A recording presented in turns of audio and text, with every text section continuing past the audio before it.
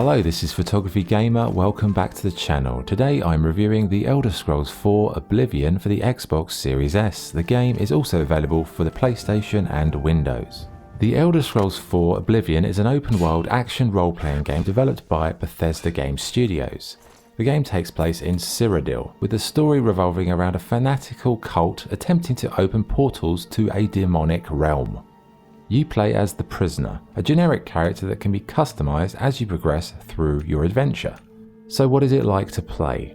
Well, the game opens with a character creation system as you wait in your prison cell. You can select from a variety of races and the visual customization is pretty good. You can choose your sign as well as specific traits that will dictate your starting abilities.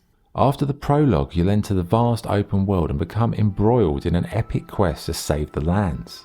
Control-wise, you can assign various items to hotkeys. You can use melee weapons, bows, jump, sneak, block attacks, and use magic spells. For me, the thing that really stood out in Oblivion is the way your character evolves over time.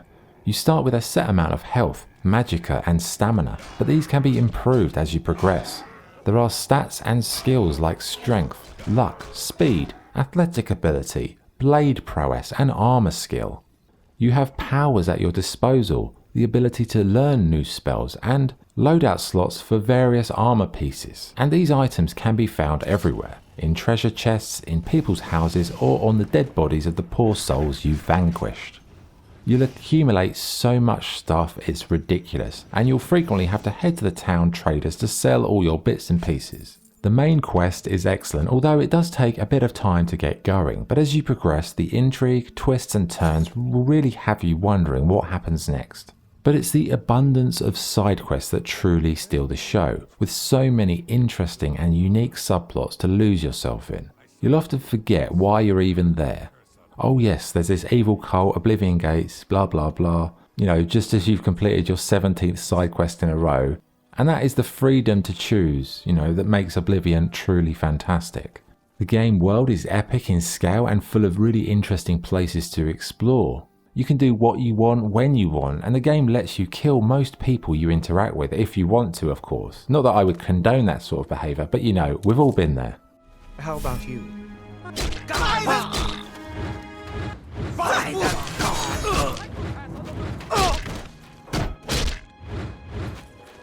Do what you want, let your actions shape your character progression, and just lose yourself in a beautiful and rich gaming world. It's a vast landmass with really stunning architecture, interesting towns, epic cities, and sprawling landscapes. You can become a gladiator in the Imperial City, join a secret society of thieves, or just run amok and end up in prison for your deeds. But beware, prison comes at a cost of your statistics.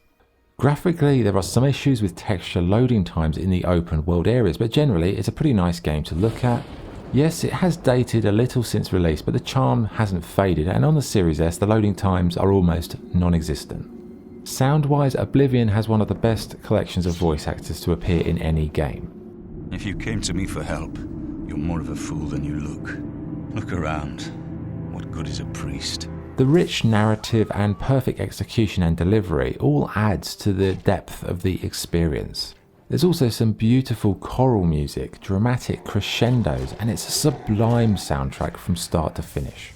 Okay, what's good and what's bad? What's good? The story is rich, in-depth, and full of captivating moments. The freedom in the character creation system is amazing, character progression is intuitive, the voice actors are amazing, music is top-notch, and the game world feels alive with quirky characters, interesting locations, and a rich tapestry of stories and lore to delve into.